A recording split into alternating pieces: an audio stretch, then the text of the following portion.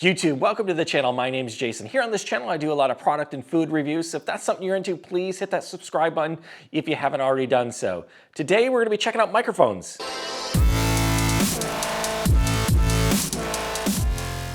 We're gonna be comparing the Rode NTG5 to the Rode VideoMicro. One is $60, the other one's $500. Can you hear much of a sound difference? And is it worth the upgrade? Right now, until we get the other microphones hooked up, I'm recording on the Rode VideoMic Go. So I have this hooked here on the little magic clip. So that's the audio you're hearing right now.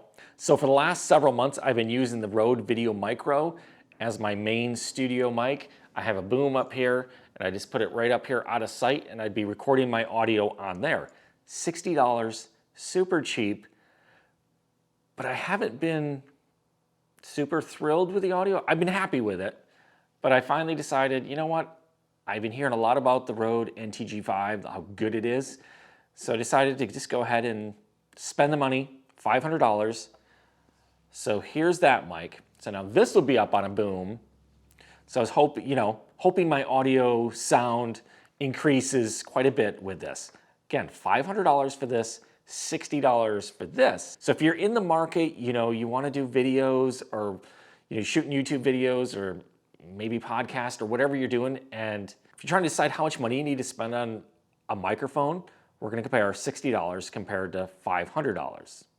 Is there much of a difference? Is it worth the upgrade? Now, $500 for this, but let me fill you in on something. I bought this, watched a bunch of videos on it. It sounded really great.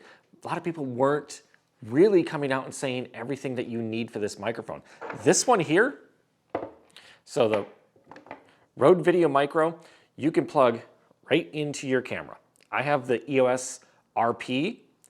This will plug right in there, or I have an extra cable, longer cable that I can run from my boom to my camera. This microphone goes right into the camera, records the audio, I can edit it. It's all, the audio and the video is attached together. Super easy. This microphone here doesn't have that kind of connection. It has an XLR cable that comes out of it. So I ordered the microphone, get it, and I'm looking at the cable, I'm like, that's not gonna fit in my camera. I believe there are some cameras out there that have this connection. Most of them don't. You got a Canon camera, I'm pretty sure you're not gonna have that kind of connection. So you can't connect this right to your camera. You need something else to record the audio with. Hence, more money you have to spend. So then I try to find videos on people, how do you get this sound into your camera? What do you do? Let me tell you what, there's not a lot of videos out there that really specify all the things you need. So, in order to get my audio from this microphone, this $500 microphone, I had to purchase this. Now you don't have to get this. This is the Zoom H6. This is $300. There are some cheaper models and other brands that sell these little portable audio recorders. I just looked them up. This one was on sale. I decided to get this. So it's about $300. It came with some accessories. The normal price for this is $300. I got an extra adapter to go on top, so it came out to be a decent price with that adapter. So $500, $300. But now I need even more because here's the cable. This doesn't come with a cable. So now I had to purchase a cable that can run from my Zoom up to my boom, plug into this. So that was another $20. You need an SD card to go in here. So it doesn't come with one. If you have extra ones, you don't need it. Otherwise, you need to purchase an SD card, which is like another $30. So now we're at like $850 just to get this mic going. So we're comparing $500 to $60 really with all this. If you already have all this stuff, then you don't need that extra expense. So we're just gonna say it's $500 to $60, but just keep in mind, you need to purchase all these other things if you want a microphone like that.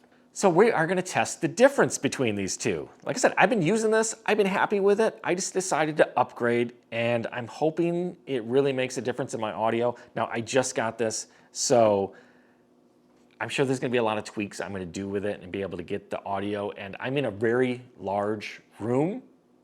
My ceilings are 16 feet high. I do have carpeting underneath me and some pictures on the walls, so the soundproofing isn't the greatest. I think it's gonna be a little echoey with this. We'll see.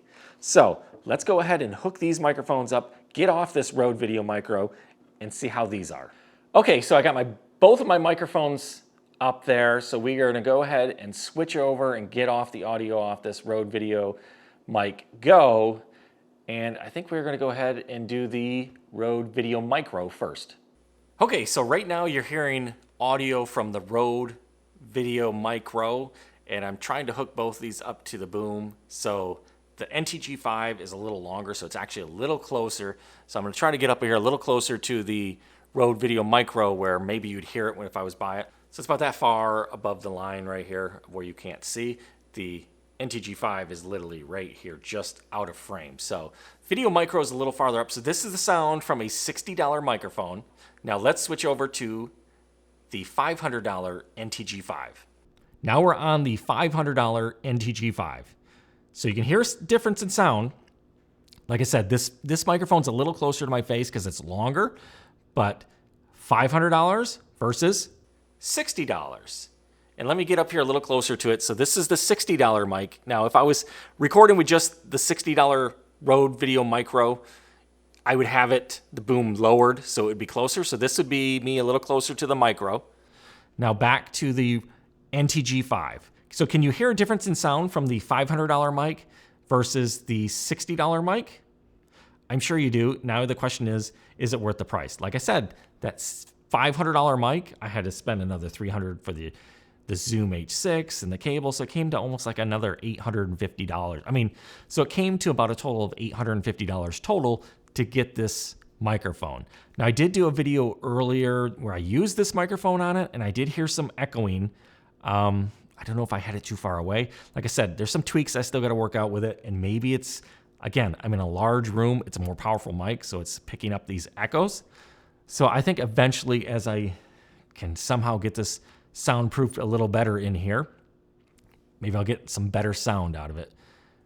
But what do you think? $60 versus $500. Let's go back to the $60 mic. So again, this is a $60 mic.